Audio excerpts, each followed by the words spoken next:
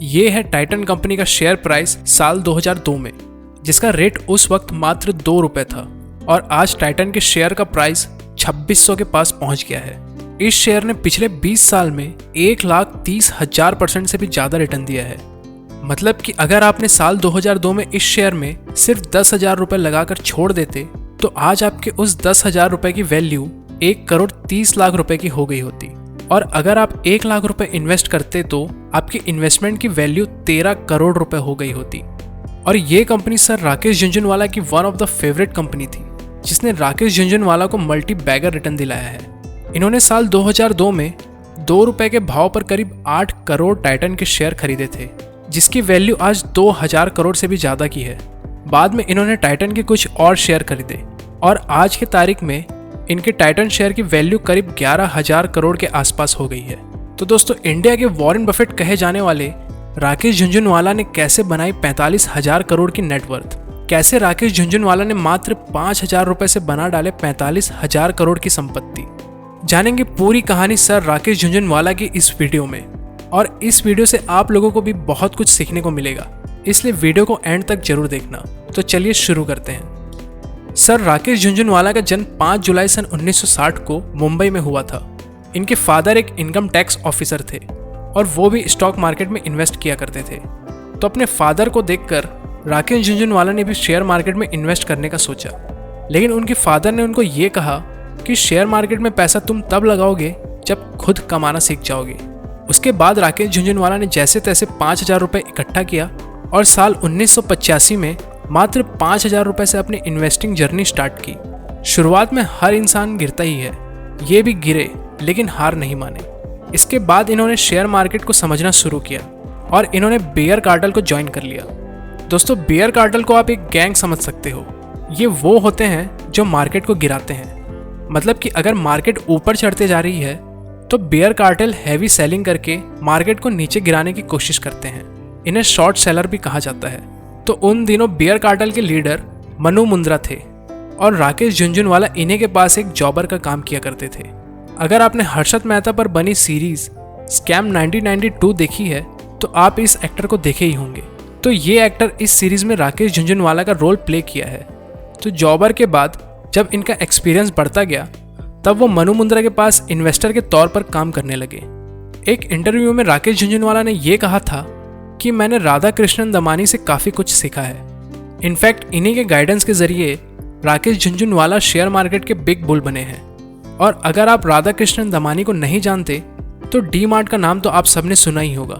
तो D mart के मालिक राधा कृष्णन दमानी ही है, जो कि एक बिलियनियर बिजनेसमैन है। तो साल 1990 तक हर्षद मेहता का नाम शेयर मार्केट में बहुत ज़्यादा लिया जाता था और राकेश झुनझुनवाला ये मानते थे कि वो हर्षद मेहता के कारण भी शेयर मार्केट से काफ़ी पैसा कमाए हैं। लेकिन साल 1992 में हर्षद मेहता के डेथ के बाद शेयर मार्केट को एक नया राजा चाहिए था, जो सिर्फ एक ही इंसान बन सकता था, और वो राजा बने राकेश झुनझुनवाला। राकेश झुनझुनवाला ने अपनी पहली इन्वेस्टमेंट साल 1986 में किया था। इन्होंने टाटा टी के शेयर्स 43 रुपये के भाव पर खरीदा और मात्र 3 महीने के बाद इस शेयर का भाव 143 रुपये हो गया था। अपने पहले इन्वेस्टमेंट पर अच्छा रिटर्न देखने के बाद इन्होंने फिर कभी पीछे मुड़कर नहीं देखा और सिर्फ 3 साल के अंदर ही ये लखपति बन गए। साल 1986 से लेकर साल 1989 तक राकेश झुनझुनवाला शेयर मार्केट से करीब 20 से 25 लाख रुपए कमा लिए थे। राकेश झुनझुनवाला का पहला बड़ा प्रॉफिट 5 लाख रुपए का था। माना जाता है कि ये प्रॉफिट उन्होंने उसी 5,000 रुपए से कमाया था।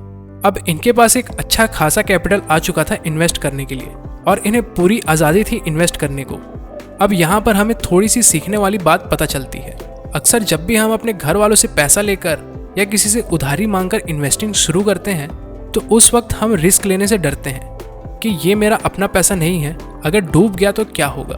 तो यही सब थॉट के चलते हम बहुत ही कम रिस्क वाले एसेट पर इन्वेस्ट करते हैं और जहाँ रिस्क कम होता है वहाँ पर प्रॉफिट भी कम ही होता है। और राकेश झुनझुनवाला हमेशा एक बात बोलते हैं कि आपकी इन्वेस्टमेंट ऐसी बिल्कुल नहीं होनी चाहिए जिसका प्रॉफिट आपको आपके बच्चे होने के बाद मिल रहा हो। इसके बाद राकेश झुनझुनवाला ने शादी कर ली, जो कि उनके लिए एक बेनिफिट ही था, क्योंकि जिससे उन्होंने शादी की थी वो भी शेयर मार्केट इन्वेस्टर थी। और कहा जाता है कि जब 2 लोग एक ही टॉपिक पर चर्चा करें तो उस चीज़ की सक्सेस होने की पॉसिबिलिटी और बढ़ जाती है। साल 1989 में ही राकेश झुनझुनवाला ने अपना सबसे बड़ा इन्वेस्टमेंट सीसा गोवा कंपनी में किया था। सीसा गोवा, जिसे आज आप वेदांता कंपनी के नाम से जानते हैं। तो वेदांता उस वक्त गोवा की लार्जेस्ट आयरन ओर कंपनी थी और जब 1981 में कंपनी पब्लिक हुई तो कई सारे इंडियंस इस शेयर को खरीदने लगे। वेदांता उस समय बहुत बड़ी कंपनी थी, तो उसने गोवा के जितने भी आयरन ओर कंपनीज थे उन सभी को अपने साथ मर्ज कर लिया था और इस कारण इसका प्रॉफिट और भी बढ़ने लगा। उसके बाद इंडिया में माइनिंग सेक्टर में काफ़ी मंदी आ गई थी और वेदांता का शेयर प्राइस नीचे गिरने लगा था। लेकिन इस कंपनी को पहले से शायद इस बात का अंदाज़ा था, इसलिए इसने माइनिंग के अलावा और भी कई बिजनेसेस में खुद को इन्वॉल्व किया। लेकिन फिर भी उस वक्त मार्केट में मंदी के कारण वेदांता के शेयर प्राइस में कोई बदलाव नहीं आया। तो राकेश झुनझुनवाला ने उस वक्त टाटा पावर के शेयर्स में अपना दांव लगाया। मंदी के कारण एक तरफ सब अपना पैसा निकाले पड़े थे, लेकिन राकेश झुनझुनवाला ने उसी वक्त अपने 20 से 25 लाख रुपए टाटा पावर पर इन्वेस्ट कर दिया और देखते ही देखते उसका प्राइस 1100 रुपए के आसपास पहुंच गया और कुछ ही महीनों में उनका 25 लाख 50 लाख बन गया था। जब मंदी शांत हुई तो राकेश झुनझुनवाला फिर से वेदांता के शेयर्स के पीछे पड़ गए थे और उन्होंने वेदांता के शेयर को 25 रुपए के भाव पर खरीदा और इनके खरीदते ही वेदांता के शेयर ने तेजी दिखाना चालू कर दिया। कुछ ही सालों में ये शेयर 25 रुपए से सीधा 2200 रुपए पर चढ़ गया था और इस इन्वेस्टमेंट से उन्हें बहुत ही ज़्यादा रिटर्न मिला। अब राकेश झुनझुनवाला करोड़पति बन चुके थे। राकेश झुनझुनवाला के लाइफ में टाटा कंपनी का बहुत बड़ा हाथ है। बात थी साल 2002 की, जब टाटा की एक कंपनी टाइटन जो कि लग्जरी वॉच बनाती है, तो उस वक्त इनका नज़र टाइटन पर था और इसके फंडामेंटल्स भी काफ़ी स्ट्रॉन्ग थे। लेकिन किसी कारण ये शेयर 2 रुपए के भाव पर ट्रेड कर रही थी और इसी का फायदा राकेश झुनझुनवाला ने उठाया। उन्होंने 2 रुपए के भाव पर टाइटन के 8 करोड़ शेयर मार्केट से उठाए और आज टाइटन का प्राइस 2600 के आसपास है, जिसकी वैल्यू आज हजारों करोड़ की हो चुकी है। और राकेश झुनझुनवाला की कुल संपत्ति का 1/3 हिस्सा इसी कंपनी के कारण है। इसके अलावा भी राकेश झुनझुनवाला ने टाटा ग्रुप के कई और कंपनीज को खरीदा, जैसे कि टाटा मोटर्स, इंडियन होटल्स और टाटा कम्युनिकेशन, ये सब। इसके अलावा राकेश झुनझुनवाला ने कुछ और स्टॉक्स खरीदे, जैसे ल्यूपिन और क्रिजिल। अब ऐसा नहीं है कि इनको कभी नुकसान नहीं हुआ। इनकी लाइफ का सबसे बड़ा नुकसान क्रिजिल कंपनी के साथ ही हुआ था। साल 2004 में राकेश झुनझुनवाला ने 40 रुपए के भाव पर क्रिजिल के शेयर पर 27 करोड़ रुपए का दांव खेला। लेकिन एक बार उनकी माँ ने यह कहा था कि बेटा तू सिर्फ शेयर मार्केट में ही पैसा मत लगा, थोड़ा बहुत रियल एस्टेट में भी इन्वेस्ट किया कर। तो राकेश झुनझुनवाला ने अपनी माँ का बात मानकर 27 करोड़ के क्रिजिल के शेयर को बेचकर मुंबई में एक प्रॉपर्टी खरीदी, जिसे उन्होंने साल 2015 में 48 करोड़ रुपए में बेचा।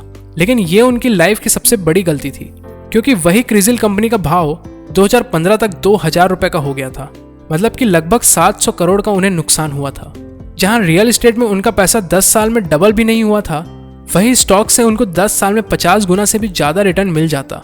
वैसे राकेश झुनझुनवाला ये बोलते हैं कि वो रिस्क लेने से कभी नहीं डरते और उन्होंने कई स्मॉल कैप कंपनीज में भी अपना दांव लगाया था, जैसे कि नाजरा टेक्नोलॉजीज, मेट्रो ब्रांड और स्टार हेल्थ जैसी कंपनीज में, और यहाँ से भी उनको काफ़ी ज़्यादा प्रॉफिट हुआ।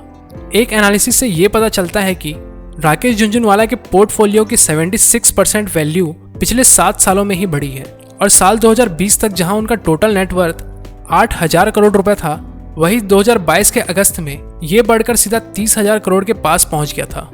दोस्तों, यहाँ पर एक और चीज़ सीखने वाली है कि कोई भी इन्वेस्टमेंट हो, जब तक आप उसमें टाइम नहीं दोगे वो आपको कभी भी खुश नहीं करेगी। राकेश झुनझुनवाला ने भी टाइटन कंपनी को 20 साल से होल्ड करके रखा हुआ है और आज उसी पेशेंस का नतीजा उन्हें बिलियनियर बना दिया है। और दोस्तों, इंडिया ने इस साल एक और बिग बुल खो दिया। इसी साल 14 अगस्त 2022 को राकेश झुनझुनवाला का देहांत हो गया। अब उनके पूरे संपत्ति का हक उनकी वाइफ का हो गया है। तो आज की वीडियो में बस इतना ही। आई होप आपको राकेश झुनझुनवाला की स्टोरी से काफ़ी कुछ सीखने को मिला होगा। और अगर वीडियो अच्छी लगी हो तो इसे लाइक और शेयर जरूर करें और चैनल को सब्सक्राइब भी जरूर करें। तो मिलते हैं नेक्स्ट वीडियो में, तब तक के लिए धन्यवाद।